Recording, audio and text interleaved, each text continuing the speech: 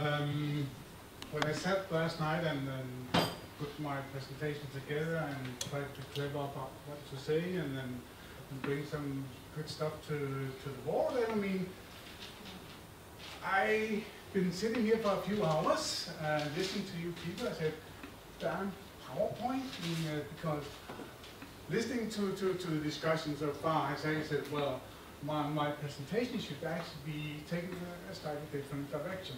So I might be like doing a bit of freewheeling here, and might not be my slide to fit perfectly in here, because what really has struck me big time is nobody have mentioned customers.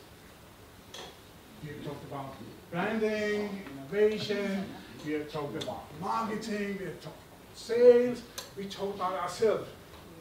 The most important creatures in the corporate world is ourselves. Or not. We have seen changes how consumers have been becoming local, meaning you are in a local environment, but the world is open for you to seek out information. You can, before you go shopping and you can't, well, you go online and you find out what kind of reviews have been given to this, what kind of reports, testing, all sorts of things. So in your mind, as a consumer, you're much more informed. So marketing and sales, or I would say the customer experience team, is challenged by far, because the consumer, I call them consumer version 2.0. I like the other one, Homo Digital. We are facing a complete different world where the behavior is unpredictable for the consumers. And we have actually armed the consumer with a tool which can be used against us. We open up a lot of channels for consumers to interact with us. And they can say, hey, likes, or don't like, and they can do stuff which can actually build your brand, but definitely ruin your brand. This is a small little curiosity. NYPD did a social media campaign. I said, hey guys, post pictures with you and the police and happy faces and all that. You were posting pictures. Beautiful. But you said the knife can be turned against you. And what happened is, well, people found out, well, why don't we post all sorts of pictures? So now, in terms of all the happy smiles, wow. So we have to be really, really careful about how we actually, what we open up for the consumers to actually interact with you, and how we actually want to use it. So the social media universe, the new buzzword, can be a powerful tool, but we have to be really, really careful how we use it and what we actually intend to get out of using it. So my point here is that when you look at consumers today, when they actually go and see you, 60% of the consumers is already, we've decided what I want.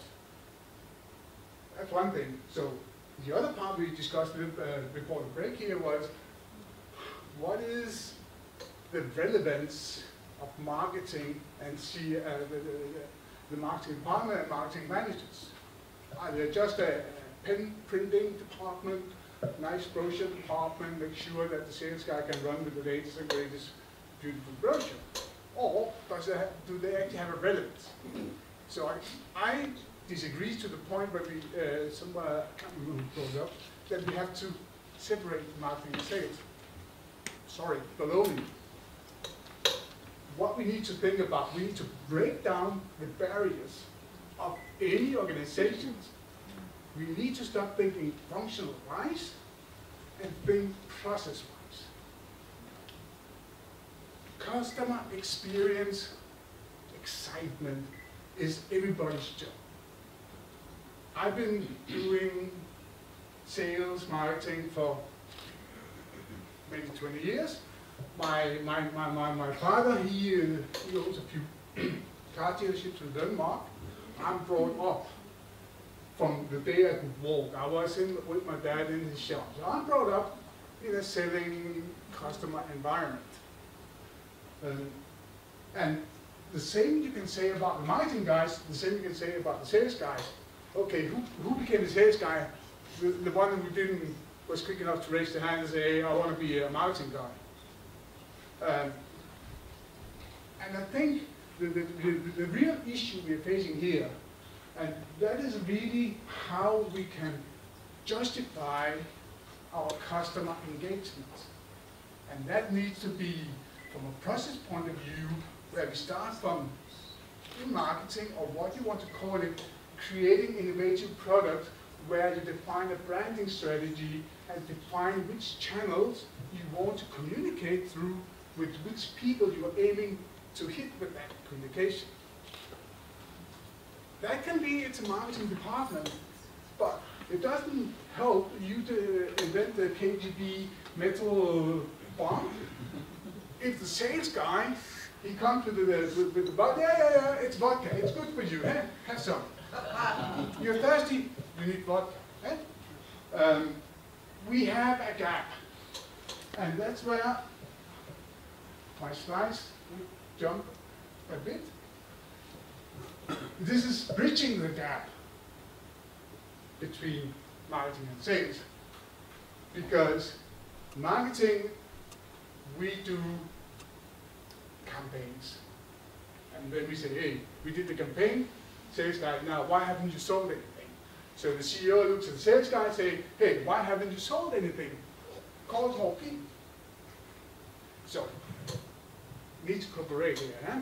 Because how can the marketing manager at the end of the year say, okay, we spent 2 million rupees putting up billboards across the whole island.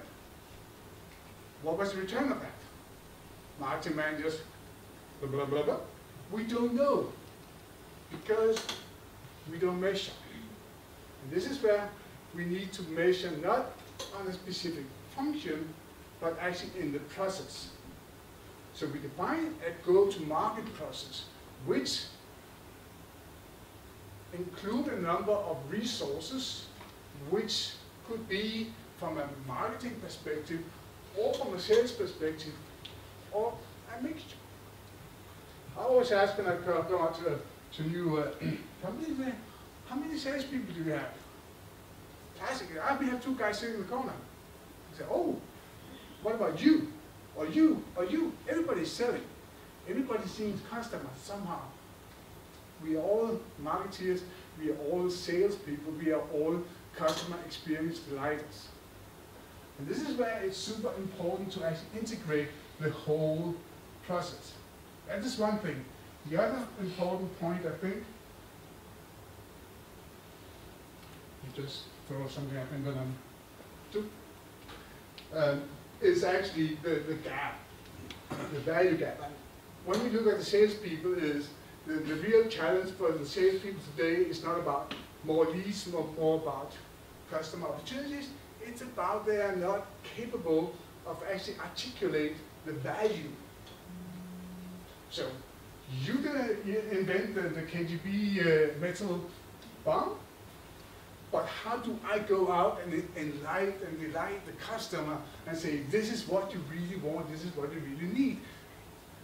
And then to bring the global into that, because one size doesn't fit all. So if I go to sell KGB vodka in Kenya, they might be having different perception of why they would want to buy it. Or if I sell KGB vodka in Mauritius, it's quite different. So the whole value gap between what you actually invent and create from a marketing perspective and how you actually bring it to the customer. This is where the real challenge actually lies. Been in Mauritius for 4 years, and many raised their hands and say, well, marketing departments are more I'm sorry.